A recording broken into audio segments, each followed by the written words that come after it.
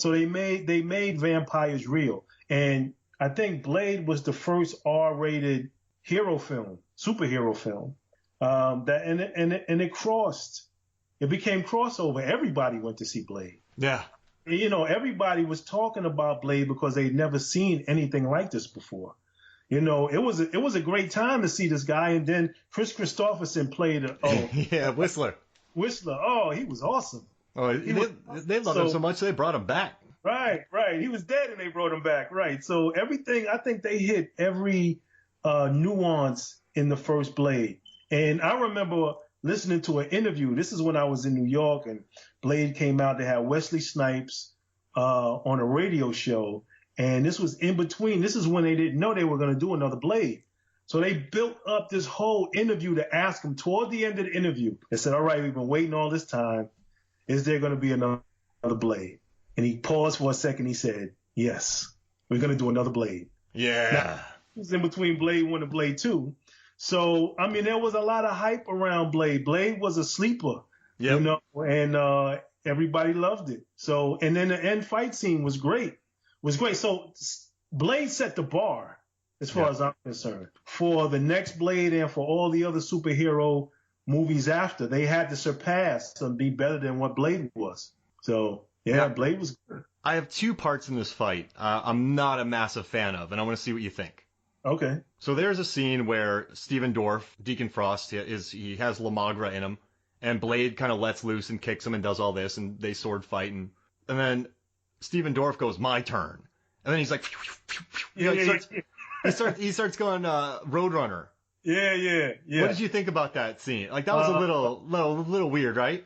Now, what didn't you like? You didn't like that he can move quick, or that the way they depicted him moving quick was too cartoonish? I think he had never done that prior in the fight, and maybe he was cocky. Maybe he just sort of thought he could take Blade because he was La Magra. Uh-huh. But the scene just felt because he never does that again. So it just felt like it could have been, like, he could have just punched Wesley in the head or thrown him into a wall or, kicked him into oblivion. But instead he zip-zaps all over the place. And it just felt like an off moment in the fight. Well, I wouldn't say an off moment. I think they didn't have a lot for him to do. I mean, you're right. How much, like, with the powers he had, how much could he do without the audience believing there's no way in the world Blade can defeat this guy? The running around real quick, but then after that he punches him. He punches him into a wall after he moves fast. I mean, it was different from all the other choreographed movement in the scene. But to think about this scene, it was so much going on, and the scene was only about 4 minutes, 3.5 minutes long. Short fight. Yeah, it was short. But it was good. So I didn't mind him moving fast. No. And last one, you just made me love that part now. So I have one more thing I'm a little bit, but at the end, he just jumps in the air for no reason, La Magra, and then he gets loaded up with the serum. Yeah. That's a weird jump, right? Please tell me that's a weird jump. No. I actually agree with you on that one, because he already had hit him, I believe, twice. Right? Yeah. So he just jumps in the air almost like Morpheus did in The Matrix, the air with the crane, the crane move, and that allowed, and that was more or less, I felt like Blade needed an opportunity to throw all of these serums into him. How is he going to do that? Let's throw him in the air in slow motion and then have a montage of Blade throwing these serums, and when he comes back down, they'll have about 9 or 10 serums in his body and he'll explode. I think that's where it got kind of cheesy. Yeah. But, they had to end it somehow. How happy would you be if you were a superhero and you knew that you could throw a serum in the air and then spin kick it into an ultimate evil vampire with a perfect shot? How pleased with yourself would you be? Oh, man. Listen, that scene, it's a superhero movie. Yeah. So, I love it. I think it's a perfect scene. But if you were Blade and you're thinking about it later on, you're back at your place, you're hanging out, you're drinking a blood teeny, and you're just like, I just spin kicked a serum into the ultimate evil easily. How on a scale of 1 to 10, how pleased with yourself are you? Oh, I would be at a 10. I mean, that basically that set up the sequel. Like this vampire's, he can do it all. Yeah. he's a day walker, so he doesn't have to worry about all of the problems most vampires have. He has all their strengths and none of their weaknesses. So, and he can kick serums into people's heads. So, What a great moment. That made me so happy.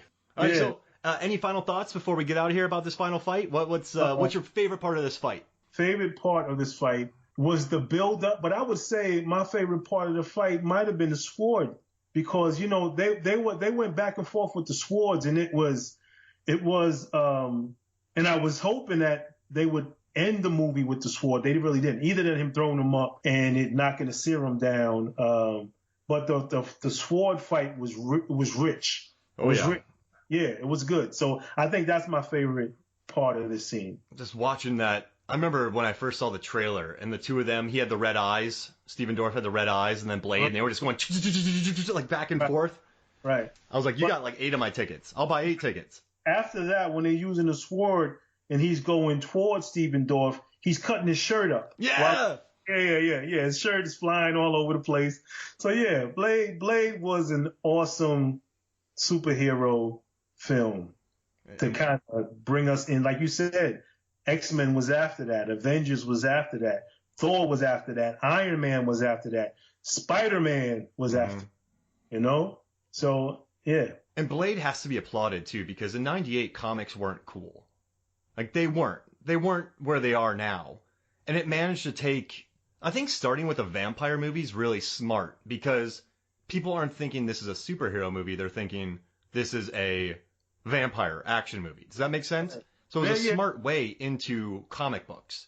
Because remember X-Men in 2000? They didn't put them in their costumes. They put them in leather jumpsuits to make them more cool. But Blade was just cool. Like, it wasn't self-conscious. It was a smart way to get into comic book films. And I don't know. I'm glad we talked about this, because I love this movie and I love this final fight. Yeah, I mean, this was great. Did you hear how Wesley Snipes got to play Blade? No, what happened? He was trying to do Black Panther, and they wouldn't let him. So he had to settle with Blade.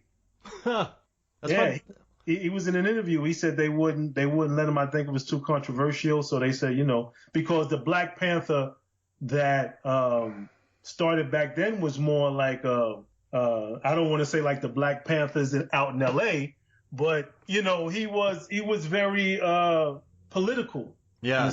Yeah, and they didn't want that at the time, so he had to settle with Blade. I'm glad he did.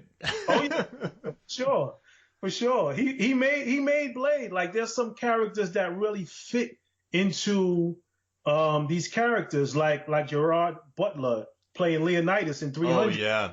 He was Leonidas. He was. Yep. Yeah. So same thing for Wesley Snipes and Blade. I mean, he took on that, and that's why I think that they had a TV show for Blade. It kind of didn't work because we see Wesley Snipes as Blade, but now the next Blade is supposed to be Mahershala.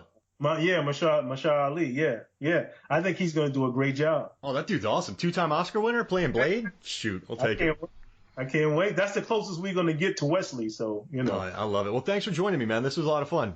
All right. Yeah, I appreciate it. Appreciate rehashing the great moments of Wesley Snipes and Blade. We're probably not going to get that again, even with the new one. The first one is always the one that's going to sit, in the heart of everybody. So I appreciate you bringing me on. All right. So for me, Mark Hoffmeyer, for Hakim Robinson, this is Final Fights. We'll see you next week.